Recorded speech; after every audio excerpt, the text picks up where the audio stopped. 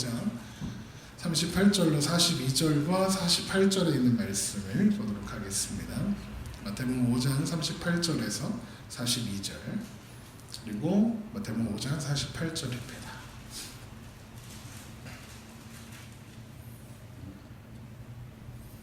다시 우리 한 목소리를 읽겠습니다.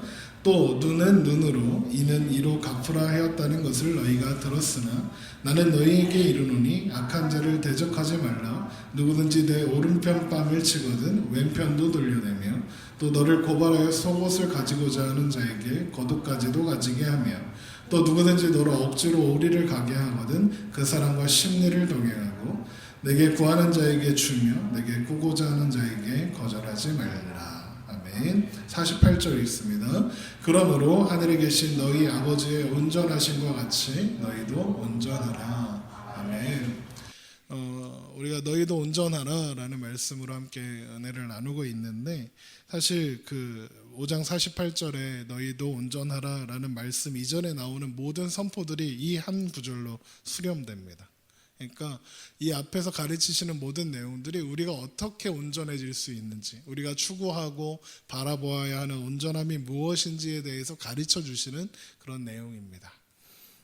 우리가 지난주에 악한 자를 대적하지 말라, 오른뺨을 맞고도 왼뺨을 돌려대야 한다, 그 이유를 이웃을 경쟁자로 보지 않는다 라고 말씀드렸습니다. 이웃을 형제라고 생각하고 하나님의 사랑을 입은 이제 혈육 같은 존재로 생각하기 때문에, 그래서 이웃을 어떻게 보느냐, 그것으로 그 사람이 원수가 아니라 너의 이웃이다, 이것에 초점이 있었다면, 오늘은 이제 나를 어떻게 인식하고 있느냐라는 이야기를 좀 나누려고 합니다.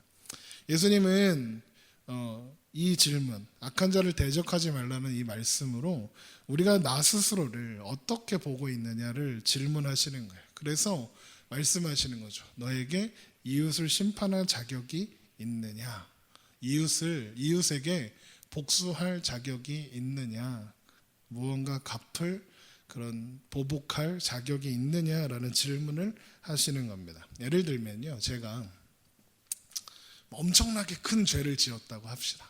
그래서 지명수배가 된 거예요. 그런데 어떤 사람이 저한테 와서 이렇게 저를 때렸다고 치어요. 이렇게 막 때린 거예요. 그래서 맞았으니까 너무 억울하고 화가 나잖아요. 그래서 야, 너 내가 폭행죄로 신고할 거야? 할 수 있을까요? 내가 지금 지명수배 중인데 누가 나를 때렸어. 내가 걔를 경찰에 신고할 수 있을까요? 못해요. 왜 못할까요? 그러다가 내가 잡혀가거든요. 그건 자수하는 거잖아요. 그냥 그 사람을 보내줄 수밖에 없어요. 억울하죠. 맞아서 억울하고 답답하고 한데 그 사람을 풀어줄 수밖에 없잖아요. 왜요? 그 사람의 죄를 걸려고 하면 내 죄가 드러나게 되니까. 그게 요한복음 8장에서 가늠하다 붙잡혀온 여인의 이야기예요. 예수님을 시험하기 위해서 유대인들이 가늠하다 현장에서 붙잡힌 여인을 예수님 앞에 데리고 오죠. 그리고 묻습니다. 이 여자가 죄를 지었습니다. 율법에는 돌로 치라고 되어 있습니다. 무슨 말일까요? 돌로 치세요 라는 뜻이기도 하고, 돌로 치면 어쩌? 이웃과 가난한 자를 위해서 오셨다더니 돌로 치네, 이렇게 될 거고, 돌로 치지 마라 그러면 율법을 어겼네 이럴 테고, 그런 상황이죠. 그러니까 예수님을 걸려고 하는 겁니다. 그렇다고 예수님이 뭐라고 대답하시죠? 우리는 다 알고 있습니다. 되게 유명한 말이에요. 너희 중에 죄 없는 자가 먼저 돌로 치라 그래요. 어떻게 해야죠? 다 슬금슬금 도망가죠. 아무도 남지 않습니다. 그때 이제 예수님께서 바닥에 뭔가 끄적이셨다라고 성경에 기록되고 있는데 뭘 썼는지 모르겠어요. 어떤 사람은 그 여자와 가늠한 사람들의 리스트를 이렇게 쓰고 계셨대요. 그래서 거기 보니까 내 이름이 나오거든. 그러니까 막 도망가는 거죠. 내 이름이 나오기 전에 도망가야겠다. 내가 도망갔다라는 이야기도 있고, 그 자리에 모인 사람들의 죄를 이렇게 쓰셨다는 이야기도 있고, 뭘 쓰셨는지 성경에 안 나와서 잘 몰라요. 어쨌든 그때 모두 도망가 버렸죠. 그래서 여인에게 예수님께서 가서 물어보시죠. 너를 정죄하던 이들이 다 어디 갔느냐? 아무도 없습니다. 그래? 나도 너를 정죄하지 않는다. 돌아가라 라고 하시죠. 그러니까 그걸 보면서 우리가 생각하는 거죠. 우리가 우리 이웃을 심판할 자격이 있느냐. 마태복음 6장 14절에 너희가 사람의 잘못을 용서하면 너희 하늘 아버지께서도 너희 잘못을 용서하시려니와 라는 말씀이 있고요. 또 우리가 주기도문 있잖아요. 우리가 우리에게 죄 지은 자를 사하여 준 것 같이 우리의 죄를 사하여 주옵시고. 이 두 말씀을 보면 이런 것 같잖아요. 내가 용서했으니까 하나님도 나 용서해 주세요. 용서를 받으려면 용서를 해야 해 라는 뜻으로 이해하기 쉽잖아요. 그런데 그런 뜻이 아니라 지금 말씀드리는 거, 내가 남을 심판할 자격이 없고 용서밖에 할 수 없습니다. 내가 이웃이 나에게 지은 죄보다 내가 하나님 앞에서 지은 죄가 너무나도 비교할 수 없이 크기 때문에 내가 누구를 심판하겠습니까? 내가 용서할 수밖에 없습니다. 하나님 저는 하나님 앞에 용서받는 게 더 급하고 더 중요한 문제라는 걸 알고 있습니다라는 고백으로 우리가 우리에게 죄 지은 자를 사하여 준 것 같이 우리의 죄를 사하여 주옵시고라는 고백이 나오는 거예요. 그러니까 결국 이웃을 심판하려는 사람은 어떤 사람이냐? 이런 거예요. 자기 위치를 모르는 사람인 거죠. 지금 자기가 지명수배 당해갖고 이제 잘못했다가는 잡혀간다는 걸 모르고 있다는 뜻인 거예요. 그래서 예수님은 우리에게 악한 자를 대적하지 말라라고 하셔서 너희가 이웃과의 문제 이전에 하나님 앞에 해결해야 할 문제가 있다고 가르쳐 주시는 거죠. 그리고 그걸 확인해서 알고 있다면 너희가 분노하고 너희를 힘들게 하고 불쾌하게 만들고 억울하게 만든 일들 앞에서 내가 복수할 처지가 아니라는 걸 알게 된다. 하나님 앞에 내가 더 큰 죄인임을 확인하고 알게 된다라고 하시는 것이죠. 그래서 하나님께서는 우리에게 너희가 지금 복수하는 그 마음이 어디로부터 나오는지 가르쳐 주시는 거예요.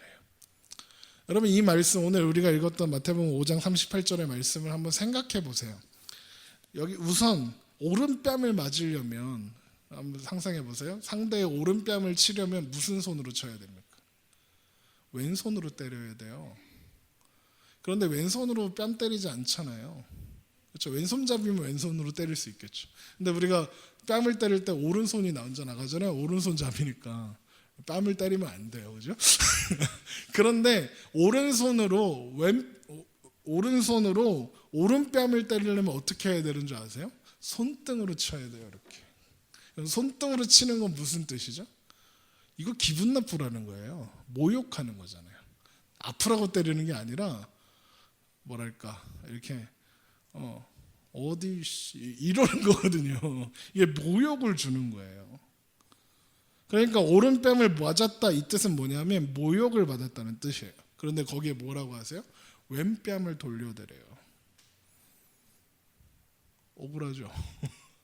또 채권자가 그러니까 이제 어떤 사람이 내 거를 뺏어가려고 할 때 뺏어갈 수 있는 마지막 게 속옷이에요. 겉옷은 못 뺏어가요.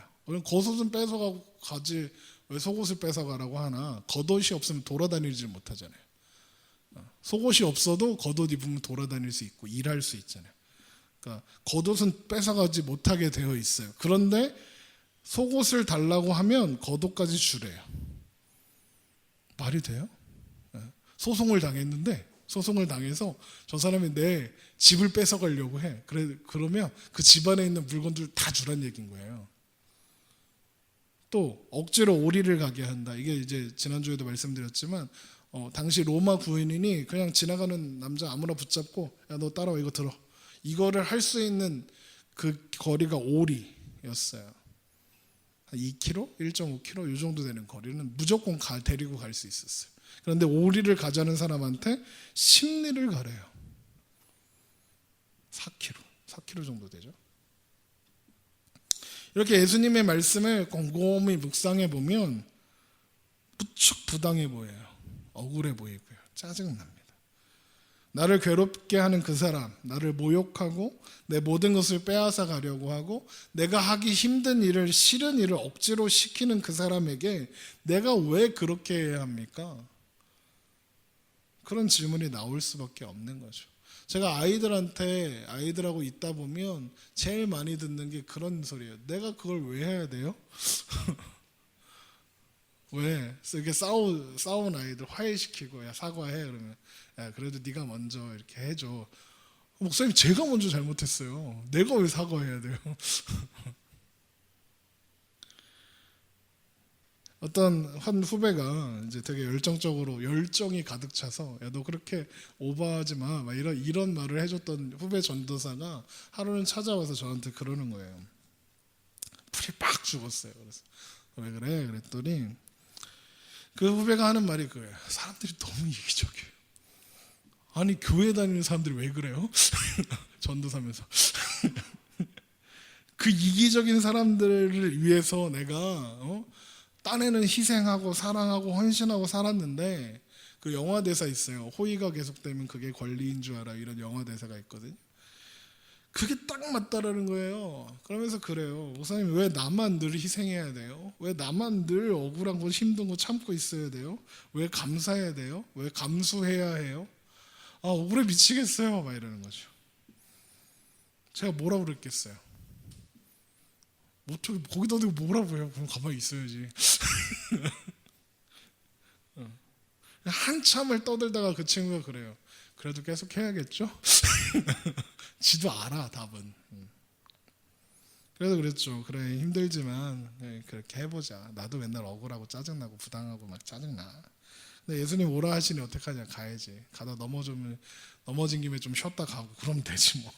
이러면서 이야기했던 기억이 있어요. 사람들이 왜 억울하다고 느끼고 왜 부당하다고 느끼고 왜 복수하고 싶어 할까요? 자존심이 상하거든요. 내가 왜 그렇게 해야 해요? 라는 말을 왜 할까요? 자존심이 상하거든요. 내가 그럴 이유가 없다고 생각하는 거죠. 그런데 하나님이 우리에게 말씀하시는 건 뭐냐면 네가 지금 사람 앞에 자존심 세울 때가 아니라는 거예요. 하나님 앞에 먼저 나와서 화목하고 하나님 앞에 인정받는 게 먼저라는 거예요. 지금 예수님께서 서기관과 바리새인들의 의보다 더 나은 의를 가져야 한다라고 말씀하셨을 때 이 서기관과 바리새인들이 가졌던 의는 그래서 사람과 사람 사이의 자존심이에요. 그런데 우리는 사람 앞에 사는 존재가 아니라 하나님 앞에 서야 하는 존재들이거든요. 내가 아무리 잘나도 하나님 앞에서 자존심 세울 수 있는 사람이 어디 있습니까? 돈이 막 엄청나게 많아도 하나님 나 이렇게 돈 많죠? 나 멋있죠? 이렇게 할 수 있는 사람이 이 세상에 아무도 없어요. 바람만 훅 불면 다 날아가요. 아무리 멋있는 사람도 하나님 앞에 자존심 세울 수 있는 사람은 아무도 없어요. 하나님 앞에 자존심 세울 조건이 우리한테 뭐가 있어요? 뭐라도 있어야 자존심 세우는 거죠. 그래서 우리는 사람과 사람 사이의 자존심이 아니라 하나님의 하나님 되심으로부터 나오는 자존심을 가져야 돼요. 그게 하나님의 의라고 해요. 우리의 의는, 우리의 온전함은 하나님의 하나님 되심으로부터 나오는 거예요. 그런데 그 하나님이 그 의, 하나님의 하나님 되심을 드러내시는 그 의를 뭘로 드러내시냐면 용서로 드러내시겠대요. 심판이 아니라 용서, 복수가 아니라 용서로. 하나님이요 원하시면 모든 것으로 하나님의 하나님 되심을 드러내실 수 있어요. 하나님의 하나님 되심을 표현하고 싶으면 드러내실 수 있는 하나님의 본질들이 얼마나 많은데요. 우리가 사도신경 할 때 전능하심으로도 나타낼 수 있고 공의로우신 하나님이니까 공의와 심판으로 막 거룩하심으로도 드러내실 수 있어요. 여기서 의란 하나님의 오르심이고 하나님의 하나님 되심이잖아요. 하나님의 영광인데 그런데 그 하나님의 의를 하나님의 오르심을 어떻게 드러내느냐 용서와 구원으로 드러내시기로 작정하셨고 그것을 기뻐하신대요. 말씀을 하나 찾겠습니다. 로마서 3장 21절입니다.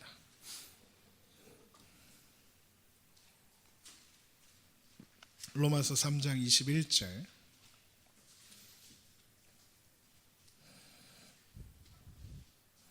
로마서 3장 21절 우리 한 목소리로 읽겠습니다. 이제는 율법 외에 하나님의 한 의가 나타났으니 율법과 선지자들에게 증거를 받은 것이라 곧 예수 그리스도를 믿음으로 말미암아 모든 믿는 자에게 미치는 하나님의 의인이 차별이 없느니라. 모든 사람이 죄를 범하였음에 하나님의 영광에 이르지 못하더니 그리스도 예수 안에 있는 속량으로 말미암아 하나님의 은혜로 값없이 의롭다 하심을 얻은 자 되었느니라. 이 예수를 하나님이 그의 피로써 믿음으로 말미암는 화목제물로 세우셨으니 이는 하나님께서 길이 참으시는 중에 전에 지은 자를 간과하심으로 자기의 의로우심을 나타내려 하심이니 곧 이때에 자기의 의로우심을 나타내서 자기도 의로우시며 또한 예수 믿는 자를 의롭다 하려 하심이라. 여기 나오죠. 하나님은 하나님의 의를 은혜로 긍휼로 값없이 드러내신대요. 예수 그리스도를 보내셔서 십자가에 매달아 죽게 하셔서 화목제물로 삼으시는 것으로 하나님의 하나님 되심을 나타내신다는 거죠. 율법 외에 다른 의가 나타났대요. 그게 하나님의 의래요. 그게 십자가예요. 여러분, 하나님은 창조주이시죠. 하늘을 보면 지금 이제 막 비가 오고 난리가 났는데 저 하늘을 보면 두렵지 않으십니까? 컴컴하고 막 지금 해가 있을 텐데 분명히 해가 없는 것 같고 또 맑은 날 보세요. 그러면 인간이 아무리 예쁘게 색칠하려고 해도 그거 흉내낼 수 있습니까? 없어요. 하늘을 볼 때 우리가 느끼는 그 경이로움은 어마어마한 거죠. 바다를 보면 지금도요, 전 세계의 수많은 사람들이 바다에 나가서 노젓고 있을 거예요. 그렇죠. 노젓으면 위험하니까 그물을 내리고 있을 거예요. 막 지금도 저 어디선가 누군가는 참치를 잡고 있을 거고요. 제가 좋아하는 참치. 저 어렸을 때 참치가 캔으로 잡히는 줄 알았는데 어쨌든 막 물고기 지금 잡고 있을 거예요. 지금 우리나라는 이제 비 오니까 배 못 띄우겠지만 저 지구 반대편에서는 지금 막 할 거 아니에요. 근데 놀라운 게 뭔지 아세요? 물고기가 그래도 있어요. 계속 잡는데 전 세계 많은 사람들이 계속 잡는데 물고기가 계속 있어요. 신기하지 않습니까? 어떻게 그렇게 많이 잡힐까요? 막 그 중국 어선들이 막 쌍끌이 뭐 이렇게 막 다 끌어간대요. 애기 물고기 이런 거 다 끌어갔대요. 그런데 또 물고기가 생겨요. 놀랍지 않습니까? 다 쓸어 갔는데. 하나님은요, 하나님의 그 위대하심, 뭐 어떤 무게 이런 걸로 우리를 압도하실 수 있는 분이에요. 그냥 우리로 말 못하게 하실 수 있는 분이에요. 우리가 되게 큰 능력자나 실력자 앞에 가면 다 겸손해지잖아요. 그렇게 하실 수 있어요. 그런데 하나님이 그렇게 하지 않으시고요, 십자가로 나타내시겠대요. 그리고 십자가로 나타내는 걸 기뻐하시겠대요. 만약에 하나님이 그 하나님의 위엄과 어떤 하나님의 높으심과 공의, 뭐 심판 이런 걸로 하나님의 의를 나타내셨으면 우리는 뭐 하겠어요? 우리는 다 심판받을 수밖에 없어요. 우리 다 지옥이에요. 하나님의 높으심 앞에서 우리의 높음을 자랑할 수 있습니까? 없으니까요. 그래서 이 벌레 같은 날 위에 그거예요. 딱 벌레 같은 존재. 그런데 하나님은 그런 우리를 위해서 예수 그리스도를 보내셔서 우리를 구원하시고 그래서 하나님의 의를 드러내시겠다고 하시는 거예요. 십자가가 하나님의 의고 하나님의 하나님 되심을 드러내시는 방법이신 거예요. 그렇게 하신 후에야 하나님의 공의로 하나님의 높으심으로 하나님의 심판으로 그 의를 드러내실 거예요. 그게 언제죠? 예수님 이 땅에 다시 오실 때요. 예수님 오시면 이제 기회는 없어요. 그때 하나님의 의가 드러나고 높아지실 건데 그때 우리도 같이 높아질 거예요. 이게 하나님이 약속하신 거예요. 우리를 초라하게 두지 않으세요. 이 예수를 하나님이 그의 피로써 믿음으로 말미암는 화목제물로 세우셨으니 이는 하나님께서 길이 참으시는 중에 전에 지은 죄를 간과하심으로 자기의 의로우심을 나타내려 하심이니. 놀랍지 않으십니까? 하나님이 우리를 그 은혜로 그 용서로 그렇게 구원하셨다는 거죠. 우리를 향한 열심으로 우리를 포기하지 않고 붙잡으시겠다요. 그 대표적인 예가 아브라함이에요. 아브라함 그러면 믿음의 조상 이러니까 뭔가 태어날 때부터 좋은 믿음이 있었을 것 같지만 모태신앙 막 훌륭하고 막 이럴 것 같지만 그렇지 않잖아요. 우리가 알고 있습니다. 언젠가 다시 한번 다루겠습니다. 아브라함과 비교해서 우리가 더 부족한 게 없습니다. 간단히 한번 설명해 보면 창세기 11장 끝부분에서 아브라함이 등장해요. 하나님이 아브라함에게 나타나셔서 떠나라, 본토 친척 아비집을 떠나라 하시죠. 왜 떠나요? 12장에 드디어 가나안에 들어가요. 11장에 바로 간 게 아니라 망설이다가 12장에 들어가죠. 그러다가 기근이 오니까 믿음의 사람 안 갖게 애굽으로 도망가죠. 거기서 이제 바로가 망하는 꼴을 보고 그러다가 하나님이 축복하셔서 와 많아진다 이러니까 롯과 헤어지고 롯이 소돔과 고모라로 갔죠. 근데 그 소돔과 고모라로 갔을 때 소돔과 고모라의 전쟁이 일어나서 롯이 포로로 잡혀갔다는 소식을 듣고 아브라함이 가서 구출해 와요. 구출해 오고 나서 막 그런 장면이 쭉 있다가 15장에 가서 비로소 이런 말이 나와요. 창세기 15장 6절이에요. 아브라함이 여호와를 믿으니 여호와께서 이 일을 그의 의로 여기셨다. 이거 다른 말로 하면요, 이때까지 아브라함이 하나님을 제대로 믿었어요, 안 믿었어요? 안 믿은 거예요. 못 믿고 있었던 거죠. 근데 지금 보니까 약간 믿음이 막 시작되고 있었던 거예요. 애굽 바로가 막 하나님 앞에서 막 굴복하고, 지금 소돔과 고모라 384명 데리고 나갔는데 이겨서 돌아오고 막 그런 거죠. 아브라함이 태어날 때부터 믿음의 사람 아니었다는 거예요. 우리도 마찬가지고요. 그런데 하나님께서 그 아브라함을 불러서 가르치고 드디어 합격점에 이르게 되고, 그러니까 하나님이 아브라함을 야 이제 봐, 야 훌륭하지? 이렇게 하시는 거예요. 믿음의 사람이야, 믿음의 조상이야 그러는 거죠. 예전에요, 제가 있던 교회에 애가 바보는 아니에요. 똑똑해요. 근데 말귀를 못 알아들어요. 바본가 그러면? 말귀를 못 알아듣는 거예요. 그래서 공부를 잘 못해요.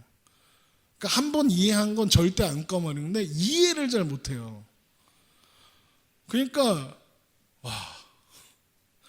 공부를 잘 못해요. 왜냐하면 얘가 이해를 못했다고 선생님이 걔를 기다려줄 수는 없는 거예요. 그래서 학원을 다니는데 학원들도 다 포기했어요. 이해를 못하니까. 근데 이 아이가 진짜 좋은 선생님을 만났어요. 그래서 학교 끝나고 얘를 앉혀놓고 오늘 수업했던 걸 다시 가르쳐 주는 거예요. 하루는 이제 그 아이를 만나려고 학교에 갔다가 이렇게 이제 하도 안 나와서 교실에 가보니까 이제 선생님이 얘한테 막 설명하고 있는 거예요.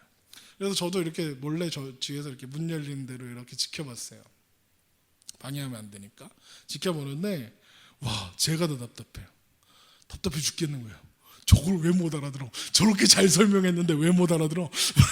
막 속이 터지는데 선생님은요 엄청난 인내의 사람인 것처럼 막 다시 설명하고 또 설명하고 또 설명하고 그렇게 한 몇 번을 도니까 걔가 그러는 거예요. 아 그런 거구나 그러면서 지가 이해한 걸 말 설명해 이해했어. 아 이해할 수 있는 애구나 얘가. 이해한 거예요. 근데요 제가 그때 선생님이 하시는 말씀을 딱 듣고 엄청 감동했어요. 이 선생님이 뭐라고 하시는 줄 알았어요? 야, 너 이 천재구나.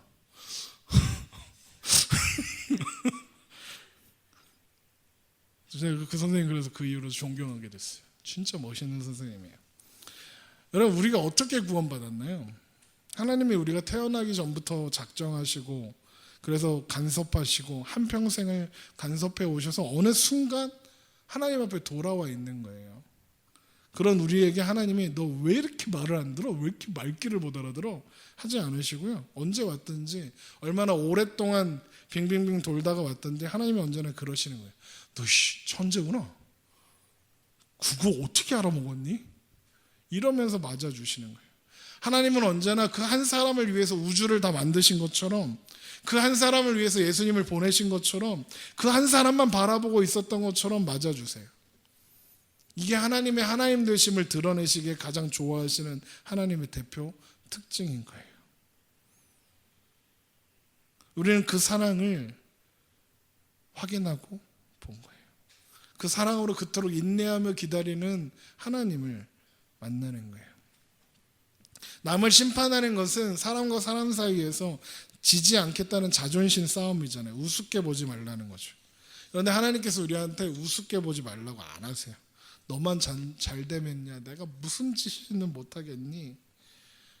또 설명하고 보여주고 경험시켜주고 만나게 해주고 막 해주는 거죠. 그리고 드디어 돌아오게 하는 거예요.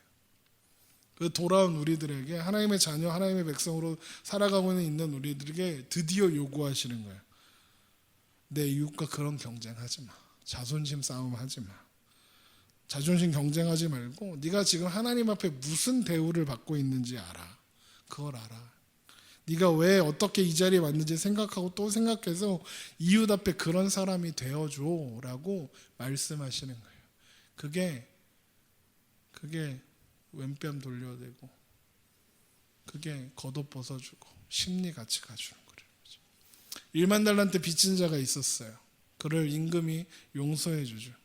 그 사람이 나아가서 동료를 만나게 되죠. 그 동료는 그 사람에게 100다니온을 빚진 자였어요. 그런데 용서하지 않습니다. 그 소문을 들은 그 임금이 붙잡아서 다시 감옥에 보냅니다. 여기 달란트는 1달란트는 1데나리온의 6,000배예요. 1데나리온은 당시에 노동자들이 하루 일하면 버는 돈이었어요. 요즘으로 말하면 12만 원 뭐 이 정도 됐겠죠. 그러면 100데나리온과 1만 달란트를 비교하면 1년에 한 300일쯤 일한다고 치고 안 쉬고 한 300일쯤 일한다고 치면 1만 달란트는 20만 년 동안 일해야 되는 돈이에요. 1년에 300일씩 일해서 20만 년. 1년에 하루도 안 쉬고, 아니 단 1시간도 안 쉬고 일을 해도 20만 년 가까이 드는 그런 돈이에요. 갚을 수가 없는 돈이죠. 그런데 그 1만 달란트 빚을 탕감받은 자가 지금 겨우 4달치 월급 정도를 빚진 자를 용서하지 않았다는 거예요. 그랬더니 임금이 화가 나서 그를 다시 잡아 넣었다는 거죠. 무슨 뜻입니까? 1만 달란트의 빚을 탕감받은 용서는 또 다른 용서를 낳아야 한다는 거예요. 마치 우리가 하나님 앞에 범죄하여 영원한 형벌을 받을 수밖에 없었는데 하나님이 그 자리에서 우리를 구원하사 하나님의 자녀로 삼아주신 건 그 용서를 받은 자가, 그 사랑과 긍휼을 받은 자가 어떻게 용서하지 않을 수 있겠느냐라고 물으시는 거예요. 우리 빌립보서 2장 5절에 가보겠습니다. 빌립보서 5장 2절. 2장 5절.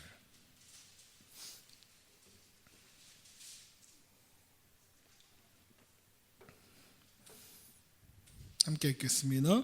너희 안에 이 마음을 품으라. 곧 그리스도 예수의 마음이니 그는 근본 하나님의 본체시나 하나님과 동등됨을 취할 것으로 여기지 아니하시고 오히려 자기를 비워 자기 종의 형체를 가지사 사람들과 같이 되셨고 사람의 모양으로 나타나사 자기를 낮추시고 죽기까지 복종하셨으니 곧 십자가에 죽으심이라.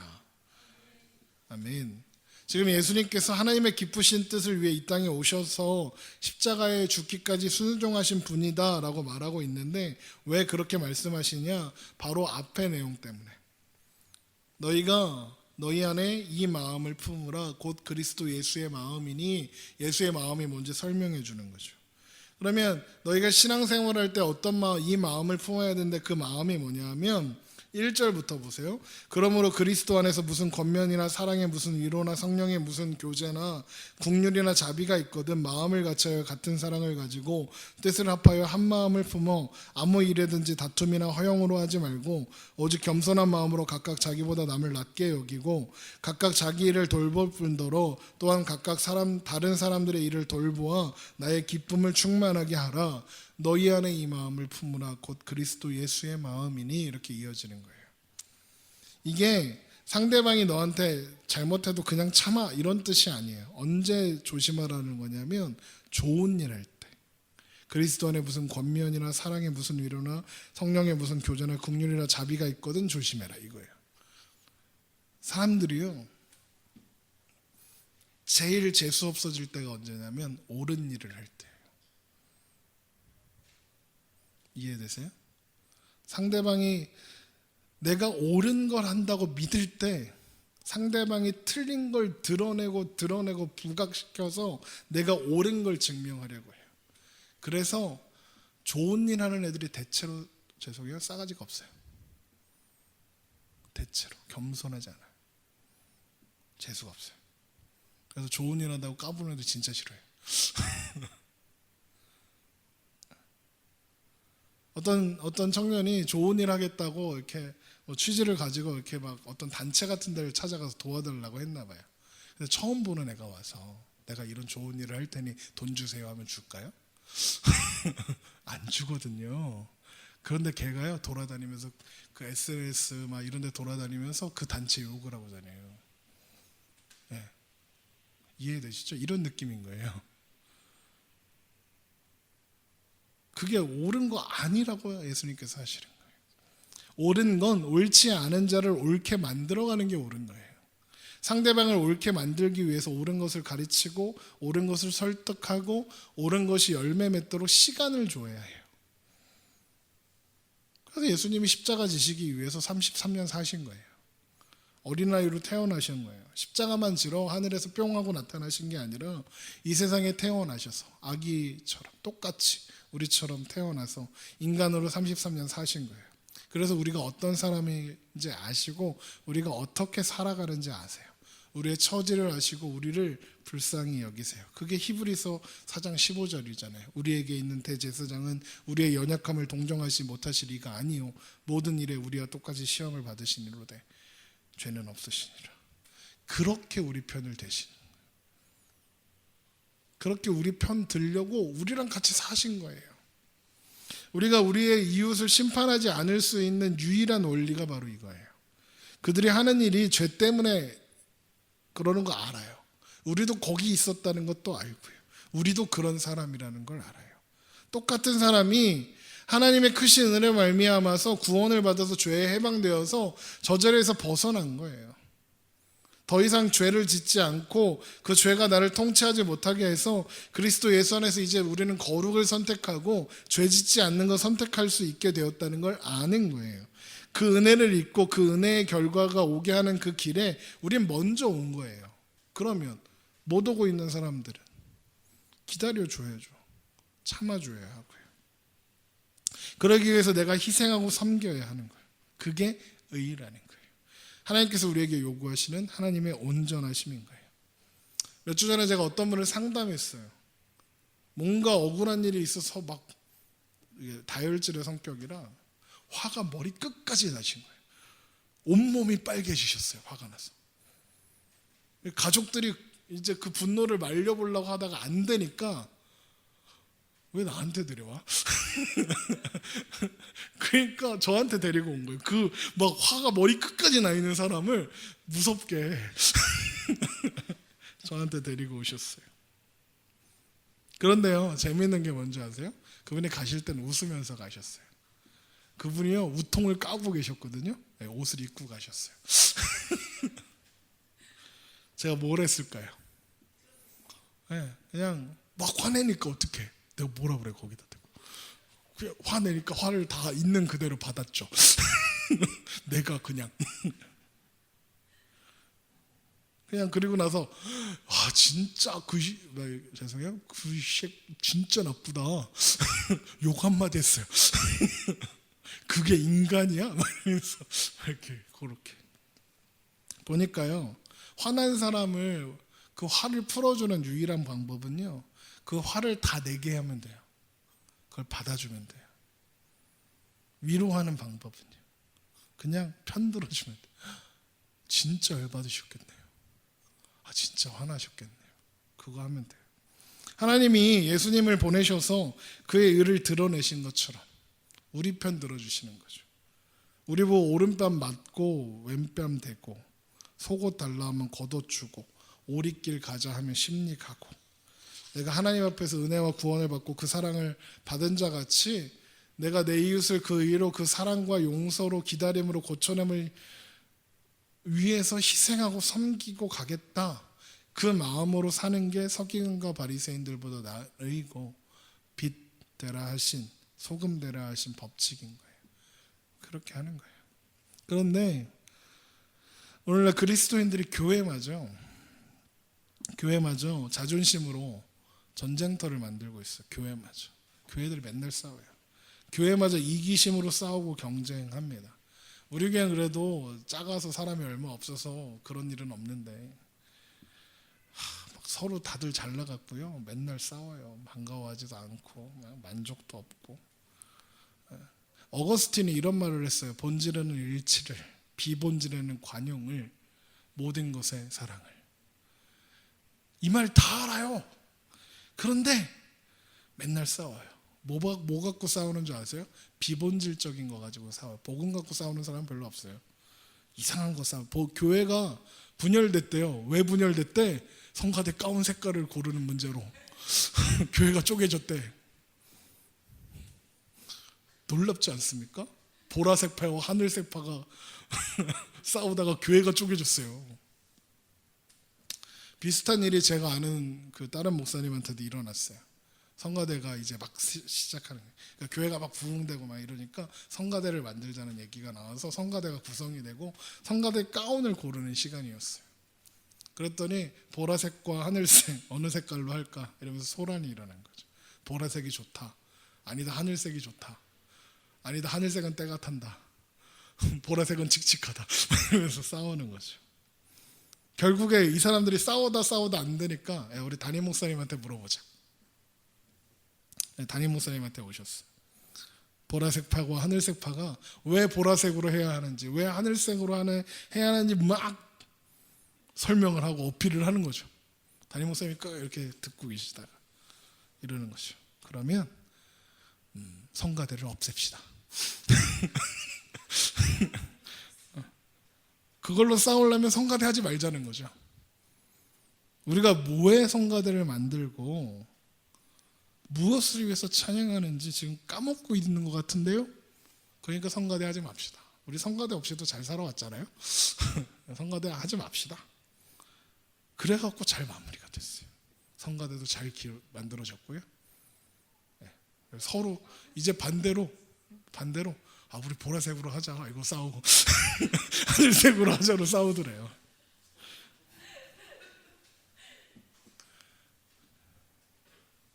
만약에 그때 그 목사님이요 보라색을 선택하셨으면 하늘색 파 교인들이 다 교회 나갔을 거예요. 반대도 마찬가지일 거고요.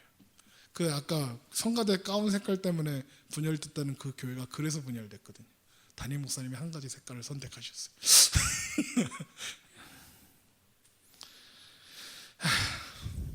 여러분, 우리가 하나님의 백성으로 부름받아서 누리는 가장 큰 복은 만족이에요. 기쁨이에요. 우리가 죄에서 벗어나 거룩을 선택할 수 있고 전쟁이 끝난 상태라는 걸 아는 거예요. 그래서 평안을 누리는 거죠. 우리는 더 이상 어떤 이익을 위해서 싸우는 적이 될 수 있는 존재들이 아니에요. 그런데 교회가 그리스도인들이 발버둥 치면서 어떻게 해서든지 하나님 눈에 들어가지고 점수를 따가지고 내 소원을 이루는 거, 그것에만 관심이 있어요. 그 소원도 세상적인 거. 자존심을 세우고 우리의 승리가 이웃을 밟고 올라서야 하는 그런 것들을 구하는 거예요. 그래서 소원이 안 이루어지는 거예요. 다른 사람이 밟고 일어서야 되는 소원이니까. 그리스도인들마저 이웃을 밟고 올라서 있으면 어떻게 해요? 오늘날에도 수많은 교회들이 그러고 있어요. 그거 자랑하고 있고요. 우리가 진짜 기쁨에 우리의 진짜 기쁨과 자랑은 뺨을 돌려댈 수 있는 거예요. 거독까지 내어줄 수 있는 거고 심리를 따라가는 것에 있는 거죠. 예수님께서 이 땅에 기쁨으로 오셨어요. 그것이 아버지의 기쁜 뜻이었기 때문에 기쁨으로 오셨고 또 우리 편 드시는 게 너무 기쁘셔서 오신 거예요. 십자가는 고통스러운 거였죠. 그런데도 기쁨으로 감당하셨어요. 왜요? 사랑하는 사람을 만나기 위해서 가는 길이 아무리 멀고 힘들어도 가는 길 내내 지루하지 않고 가는 길 내내 기쁘잖아요. 막 3시간 기차 타고 가라고 해도 가요. 3시간 걸어가라고 해도 갈걸? 그게 사랑이에요. 너희가 악한 자에게 대적하는 이유가 뭐냐? 무엇을 얻으려고 하느냐? 무엇을 확인하려고 하느냐? 누구 앞에서 지금 자존심 세우고 있느냐? 얘기하시는 거예요. 우리가 하나님의 백성이고 하나님의 자녀면 우리의 위치와 신분과 그 내용과 목표가 하나님 앞에 서 있어야죠. 하나님 앞에 내가 어떤 존재인지 알아야죠. 내가 어떤 은혜를 받은 자임을 알아야죠. 하나님의 은혜를 입고 사랑을 입었고 하나님의 의의 부르심을 받은 자들이죠. 그래서 믿는 자는 기쁨과 감사, 승리로 사는 거예요. 이건 누구도 빼앗을 수 없어요. 우리가 나눈다고 줄어들지 않아요. 우리가 희생한다고 빼앗기지 않아요. 세상이 흔들 수 없으니까요. 우리에게는 예수 그리스도의 십자가로 새겨진 하나님의 의가 있으니까요. 그 의가 우리를 구원했고 그 의가 우리를 다시 살게 했으니까요. 그래서 우리는 그 의로 살아가야 한다 이야기하는 거예요. 우리를 영원까지 붙드시고 반드시 이루어내시겠다 하나님이 말씀하시는 거예요. 세상은요 여전히 우리를 알아보지 못할 거예요. 오른뺨을 맞고도 왼뺨 돌려대는 것 보고 사람들이 우리를 미련하다 할 거예요. 속옷을 빼앗기고도 겉옷까지 내어주는 우리를 바보라고 할 거예요. 왜 그러냐? 미쳤냐? 할 거예요. 오리를 가자고 했더니 십리를 가는 우리를 멍청하다고 할 거예요. 그래서 자존심도 팍 상할 거고요. 내가 왜 나만 맨날 이래야 돼? 라는 생각도 할 수 있어요. 그런데 하나님의 의가 은혜와 국률과 자비로 우리를 찾아오셨잖아요. 우리 그거 확인했잖아요. 그 의가 용서로 나타난다는 것, 그래서 우리가 살았다는 것을 알잖아요. 우리는 1만 달란트 탕감받고도 100데나리온 용서해 줄 수 없었던 그 사람의 전철을 밟지 않을 거예요. 우린 그 사랑을 아는 자들이니까요. 그 누구도 빼앗을 수 없는 사랑, 그 누구도 흉내낼 수 없는 그 은혜, 그것으로부터 나오는 하나님의 의가 우리 안에 공급되어짐을 우리가 알기 때문에 그 모든 것이 우리에게 있으니까. 그래서 우리는 자랑할 수 있어요. 자랑하는 자는 주 안에서 자랑하라. 그래서 우리는 자랑할 수 있어요. 우리는 그래서 기뻐할 수 있어요. 우리는 그래서 나눌 수 있어요. 여러분, 그렇다고 그거 안 된다고 좌절하실 필요 없어요. 어차피 내가 이루는 건 아니니까. 그런데 하나님이 우리에게 그거 이루며 살자고 이야기하시는 거예요. 왜? 내가 너를 그렇게 용서했으니까. 내가 너를 그렇게 받아주었으니까. 그 사랑을 아는데 그 깽판 치는 그 놈을 어떻게 참아주지 않을 수 있어요. 그 사랑을 받았는데 맨날 말 안 듣고 도망다니는 그 청소년을 어떻게 내버려 둘 수 있겠어요. 가끔은 가서 머리끄덩이도 잡고 싸대기도 때리고 이러고 싶지만, 그런데 어떻게 참아주지 않을 수 있겠어요.